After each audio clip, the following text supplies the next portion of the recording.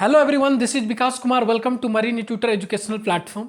तो अभी recently Indian maritime university में आईएमयू सेमेस्टर्स के एग्जाम्स ऑलमोस्ट ओवर होने वाले हैं, या काफ़ी ईयर्स के एग्जाम्स ऑलमोस्ट ओवर हो चुके हैं। तो अभी जो फाइनल ईयर स्टूडेंट्स हैं, third year second year students, अभी सभी अपने घर की तरफ हैं, काफ़ी खुश हैं। वो लोग घर जा रहे हैं। कुछ स्टूडेंट्स जॉब्स लेकर घर जा रहे हैं, कुछ स्टूडेंट अनप्लेस्ड होकर घर जा रहे हैं, लेकिन घर तो सबको जाना है। तो मेरी आज जो वीडियो है, इस टॉपिक पर जो मैं वीडियो बना रहा हूं, वो टॉपिक है how to crack any campus placement interview. तो पहले मैं आपको बता दूं, यहां पर मैं आपको स्ट्रेटेजीज बताऊंगा।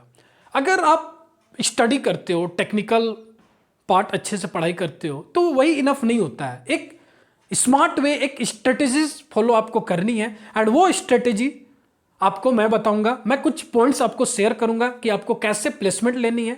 एंड मार्क माय वर्ड, अगर आप ये वीडियो पूरी इंड तक देखोगे तो मैं आपको गारंटीड दे सकता हूं, अगर आपने ये सारी चीजें फॉलो की तो आपकी प्लेसमेंट होगी, नो डाउट। क्लियर? तो मैं वीडियो स्टार्ट करता हूं। सबसे पहले आपको बता दूं, ये वीडियो मैं स्पेशली फाइनल ईयर स्टूडेंट्स के लिए बना रहा हूं। एंड ऑफ कोर्स ये वीडियो फर्स्ट ईयर के लिए भी है, सेकेंड ईयर के लिए भी है, थर्ड ईयर के लिए भी है, बट स्पेशली मेरी एम फाइनल ईयर स्टूडेंट्स की है। अब फाइनल ईयर स्टूडेंट्स की जो आईएमयू यूनिवर्सिटी में जो इंडसेम होती है, वो ऑलमोस्ट खत्म हो गई है, एंड सभी लोग घर जा रहे हैं। एंड सभी लोग आज घर पहुंच भी गए होंगे। आपने अब घर पहुंच ही गए हो तो अब ये वीडियो देख लो क्या करनी है। तो सबसे पहले तो मैं ऑल द बेस्ट बोलूँगा जो ऑलरेडी वो स्टूडेंट्स प्लेस्ड हैं, जिन्होंने कॉलेज में एक 4 ईयर लाइफ अपनी स्पेंड की, फन रही, इंटरटेनमेंट रही, आपने काफ़ी चीज़ें सीखा, प्रैक्टिकल स्किल्स डेवलप की, थियोरिटिकल स्किल्स डेवलप की, फ्रेंड्स बने। काफ़ी मतलब इंटरेस्टिंग होती है वो 4 ईयर जर्नी, उसको मैं अपने शब्दों से एक्सप्लेन नहीं कर सकता हूँ। और आपको wish you all the best अगर आप प्लेस्ड हो एंड आप 3 to 4 मंथ्स बाद ज्वाइन करने वाले हो।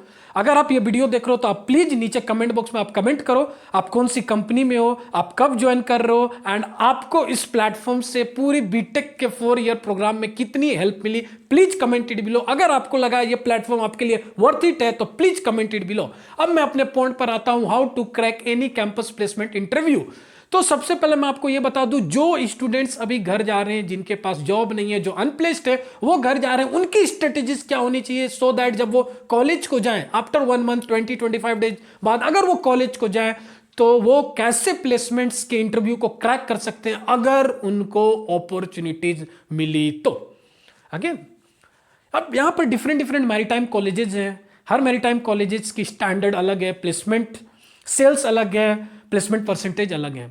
तो मैं स्ट्रांगली एग्री करता हूं, काफी सारे ऐसे मैरीटाइम कॉलेजेस जहां प्लेसमेंट नील के बराबर है। मैं उन कॉलेजेस का नाम नहीं लेना चाहूंगा, आपको ही पता है काफी ऐसे मैरीटाइम कॉलेजेस जहां प्लेसमेंट ना के बराबर है, नील प्लेसमेंट है। यस, नॉट इवन 1% और 2% नील प्लेसमेंट है। काफी ऐसे कॉलेजेस जिनकी प्लेसमेंट 20%, 30%, 50% पर आती है। एंड नो डाउट काफी ऐसे कॉलेजेस हैं, मैं तो फ्यू बोलूंगा, फ्यू ऐसे कॉलेजेस हैं जिनकी प्लेसमेंट मोर देन 85% होती है। क्लियर? अगेन, अब मैं अपने पॉइंट पर आता हूं। तो सबसे पहले अगर आप कुछ ऐसे कॉलेजेस में हो जहां आपकी प्लेसमेंट नील है, तो मैं आपको तो कुछ गलत नहीं बोल रहा हूं, लेकिन कहीं ना कहीं आपकी भी कुछ गलती है। आपने शायद रिसर्च अच्छे से नहीं किया होगा, आपने शायद आईएमयू सिटी में आपकी रैंक अच्छी नहीं आई होगी, शायद ये भी हो सकता है कि आपको किसी ने गाइड नहीं किया होगा। तो ये काफी सारे पॉइंट्स है, तो थोड़ी गलती आपकी है। एंड मैरीटाइम कॉलेज तो मैं क्या बोलूं, खुद में एक बहुत बड़ी वो गलत है, खुद में वो मैनेजमेंट लेवल गलत है, प्लेसमेंट सेल गलत है, एंड आपको पता है सब चीज़ें। तो वहाँ पर आप सिंपल है, जो नेशनल लेवल एग्जाम्स होता है उनकी प्रिपरेशंस करो, सीवी एंड रेज्यूमे लगातार सेंड करते रहो कंपनीज को, और इसके अलावा तो आप कुछ नहीं कर सकते हो। नेक्स्ट थिंग जो मैं बताना चाहूँगा, जो ऑलरेडी कैंपस, जिनकी कैंपस प्लेसमेंट के लिए कंपनीज आने वाली है in future, means April 2023, Feb, March, April, May, काफ़ी ऐसे कॉलेजेज हैं जिनको पता है मैं अभी कॉलेज जाऊंगा तो कंपनीज आएंगी। तो आपकी क्या स्ट्रेटेजीज होनी चाहिए? आपने इतने सारे पैसे इन्वेस्ट किए, इतने पैसे लगाए, 15, 20, 22 लाख रुपीस पैसे इन्वेस्ट किए हो, तो अब वो समय है, इट्स ओके। आपने फन किया, इंटरटेन किया, आपने मस्ती किया, पनिशमेंट लिया, ट्रेनिंग को बहुत मतलब स्मूथ ट्रेनिंग आपकी स्पेंड हुई 4 ईयर, बट अब समय आ गया है कि आप जॉब लेकर ही ग्रेजुएट आपको होनी है, क्योंकि अगर आप उस प्लेटफॉर्म में, अगर आप उस कॉलेज में हो जहां पर प्लेसमेंट मोर देन 75% है, एंड अगर आप अनप्लेस्ड होकर निकल रहे हो, तो शायद ये आपकी गलती है। तो मेरी आज की यही वीडियो होगी, crack any campus placement interview. तो सबसे पहले क्या करनी है आपको, research. First point that is research.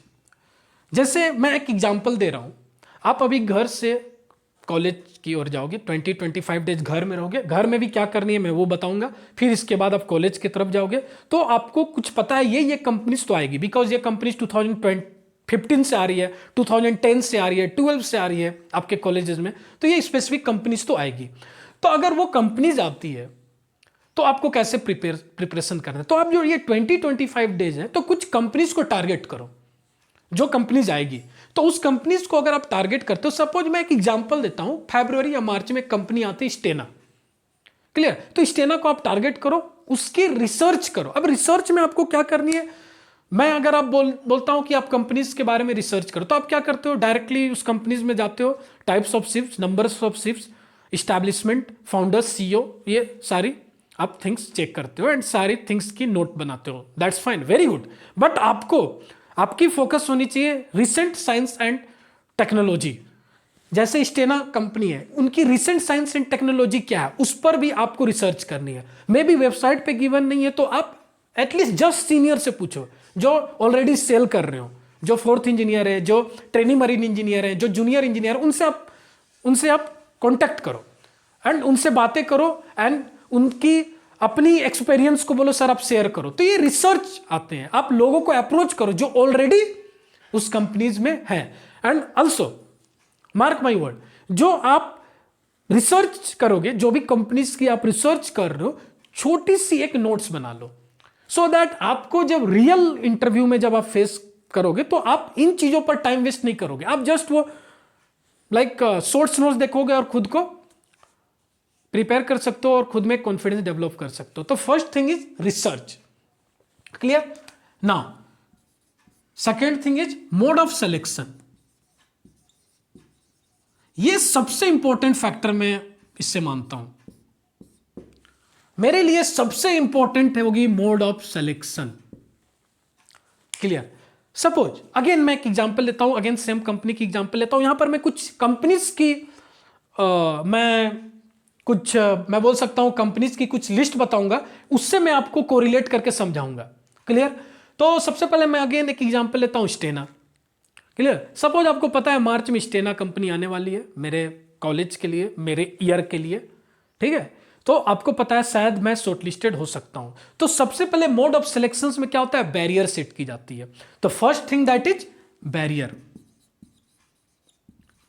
Suppose कोई भी जब कंपनी जाती है तो एक बैरियर सेट करती है, लाइक आपको शॉर्टलिस्ट की जा रही है on the basis of your academic performance and other activities पे।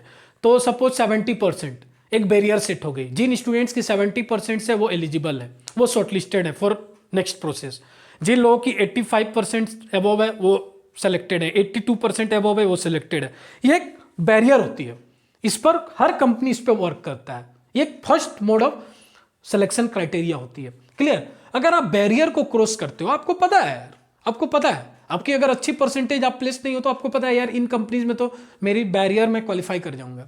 तो आपकी नेक्स्ट क्या होनी चाहिए, अगेन स्टेना है, तो स्टेना में आपको क्या करना है, फर्स्ट ऑफ ऑल आपको जस्ट सीनियर से आप बात कर सकते हो, जो जस्ट प्लेसमेंट लिए हो, दैट इज 2022 में जो प्लेस्ड हुए हैं, 2021 में जो प्लेस्ड हुए हैं, उनसे आप बात कर सकते हो। एंड आपको उनसे यह पूछना है कि मोड ऑफ सिलेक्शंस क्या है, clear. Mode of selections means क्या इसकी रिटर्न टेस्ट होती है, क्या कोई सीबीटी टेस्ट होती है, क्या सिंगल बेस्ड टेस्ट होती है, क्या डायरेक्ट इंटरव्यू होती है। तो आपको जवाब मिलेगी डायरेक्ट इंटरव्यू। तो एक मोड ऑफ सिलेक्शन में बताना चाह रहा हूं आपको, एक तो डायरेक्ट इंटरव्यू होते हैं, एक ऐसी कंपनीज होती है जहां पर कंपनीज डायरेक्ट इंटरव्यू लेती है, एंड ऐसे पॉइंट्स में वो ज्यादातर फोकस टेक्निकल नॉलेज को करती है। अगर वो कंपनी ने कोई पीआई टेस्ट कंडक्ट नहीं किया है, कोई सीबीटी बेस्ड टेस्ट कंडक्ट नहीं किया है, एंड वो डायरेक्ट इंटरव्यू ले रही है, तो मार्क माय वर्ड, वहां पर आपकी सबसे ज्यादा वेटेज टेक्निकल इंटरव्यू पे होगी। तो फर्स्ट मोड ऑफ सिलेक्शन होती है डायरेक्ट इंटरव्यू। तो मैंने यहां पर एक एग्जाम्पल लिया था, क्लियर, मैंने एक स्टेना की जस्ट एग्जाम्पल लिया था जिससे मैं आपको समझा सकूं। तो एक डायरेक्ट इंटरव्यू होता है, क्लियर ना। सेकेंड मोड ऑफ सिलेक्शन, कुछ ऐसी कंपनीज होती है जिनकी सिलेक्शन से पहले मीन्स इंटरव्यू से पहले कुछ एक different kind of procedure follow की जाती है। अगेन बेसिक्स प्रोसीजर तो हमारी बैरियर होती है। सपोज मैं यहां पर एक एग्जांपल लेता हूं सेवरॉन, ठीक है, आपको ये चीजें खुद पता करनी है, मैं जस्ट कुछ एग्जांपल्स दे रहा हूं शिपिंग कंपनीज की। सपोज आप एक एग्जांपल लो सेवरॉन, आपको पता है कि नेक्स्ट ईयर में फरवरी मार्च में सेवरॉन कंपनी आने वाली है, मैं इसमें क्वालिफाई हूं, बैरियर में क्रॉस कर जाऊंगा।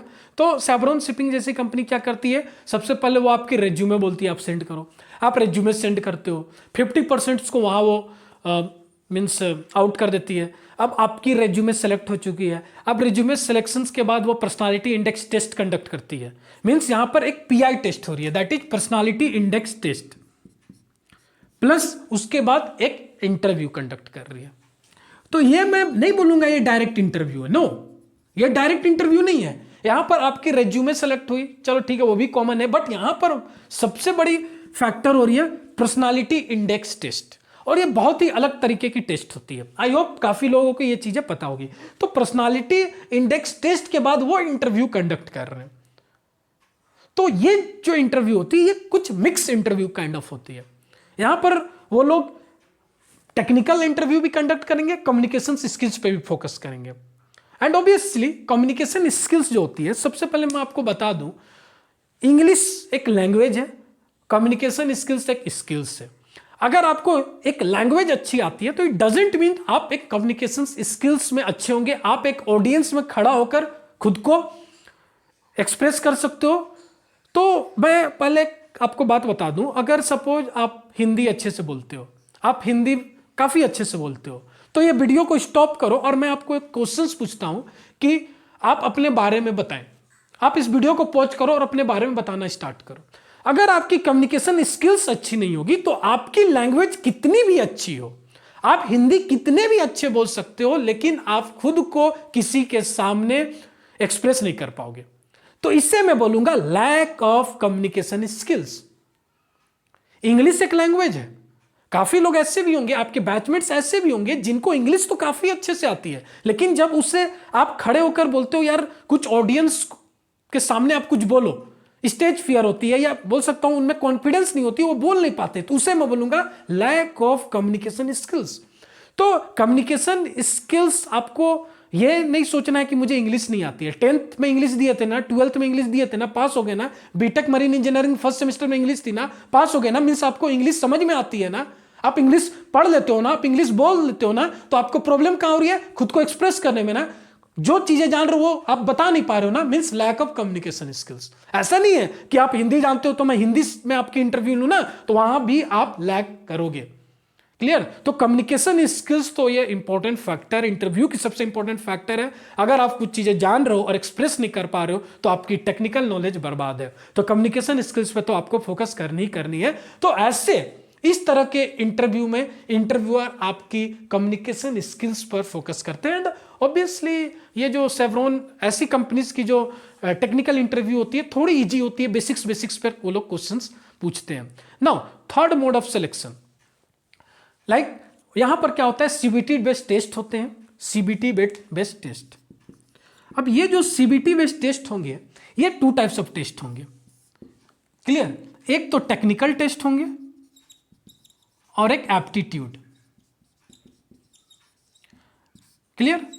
अगेन टेक्निकल में क्या हो सकता है, जो आईसी इंजन है, मरीन ऑक्सिलरी मशीनरी जैसे सेफ्टी पे क्वेश्चंस पूछे जाते हैं। मींस ये kind of technical interview, means interview नहीं सॉरी, ये kind of technical return exam, CBT based exam है, कंप्यूटर बेस्ड टेस्ट एग्जाम होती है।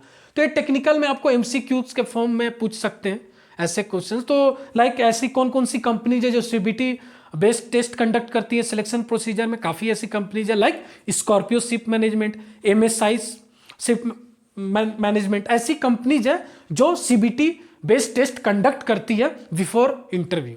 तो सीबीटी बेस्ड टेस्ट में एक टेक्निकल रिटर्न एग्जाम्स होती है और मीन्स वही न्यूमेरिकल, और मैं बोल सकता हूँ कुछ आपको आईसी इंजन के न्यूमेरिकल देंगे, कुछ फायर फाइटिंग के सेफ्टी क्वेश्चंस देंगे, टेक्निकल, सारी टेक्निकल्स होगी। सेकेंड एप्टीट्यूड, तो अगर आपने Scorpio ship management, MSI ship management के सीबीटी एग्जाम्स में अगर आप बैठे हो तो आपने देखा होगा कि एप्टीट्यूड भी वहाँ पर पूछते हैं। तो एप्टीट्यूड यहाँ पर आ सकता है, इंग्लिश के कुछ क्वेश्चंस पूछ सकते हैं, डायग्रामेटिक एनालिसिस के कुछ क्वेश्चंस आ सकते हैं, अगेन न्यूमेरिकल जो मैथमेटिकल रीजनिंग्स हो सकते हैं, ऐसे क्वेश्चंस यहाँ पर पूछे जाते हैं।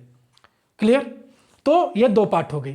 प्लस अगर आप इन दोनों में अगर आप क्वालिफाई हो, इन दोनों में अगर आप क्वालिफाई हो तो अब फिर आप जाते हो इंटरव्यू के लिए, plus interview. Clear? Plus interview. तो अगेन ये एक मैं बोल सकता हूं एक बिट अ लॉन्ग प्रोसेस। तो ऐसी कंपनीज है, एमएसआई है, स्कॉर्पियो शिप मैनेजमेंट है, और भी काफी कंपनीज है, टॉम शिप कंपनी है। क्लियर? तो ऐसे कुछ कंपनीज है। तो आपको मैं ये क्यों बता रहा हूं? सो दैट आप जब कोई भी कंपनी जाए तो उसके बारे में आपको पता होनी चाहिए। क्लियर? चलो एक और मोड ऑफ सिलेक्शन के बारे में बताना चाहूंगा, जो ये बहुत ही फ्यू कंपनीज कंडक्ट करती है। जो ऐसे मोड ऑफ सिलेक्शन क्राइटेरिया है जो बहुत ही फ्यू कंपनीज कंडक्ट करती है। यहां पर भी अगेन सीबीटी बेस्ड टेस्ट होते हैं, सीबीटी बेस्ड टेस्ट होंगे। क्लियर? प्लस टेक्निकल इंटरव्यू होंगे। और ये जो टेक्निकल इंटरव्यू होते हैं ना, कुछ ऐसी कंपनीज हैं ये 2 राउंड में टेक्निकल इंटरव्यू होते हैं, लाइक बीडब्ल्यू अगर कंपनी में आप बैठो तो वहां पर टेक्निकल इंटरव्यू जो होंगे 2 राउंड्स में होंगे। प्लस समटाइम्स वो जीडी भी कंडक्ट करते हैं,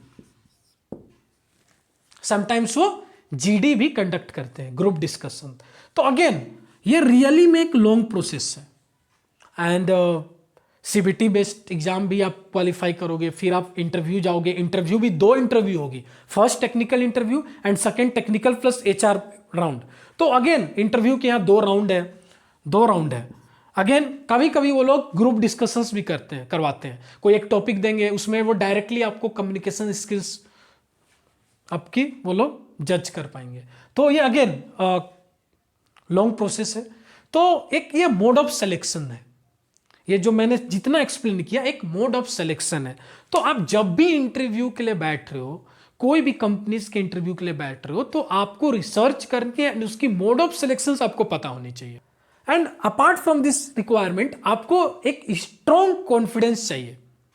सबसे बड़ी इंटरव्यू को अगर आप क्रैक करना चाहते हो तो वहां पर सबसे बड़ी फैक्टर होती है सेल्फ कॉन्फिडेंस। अब मैं कुछ अनदर पॉइंट्स पर आता हूं।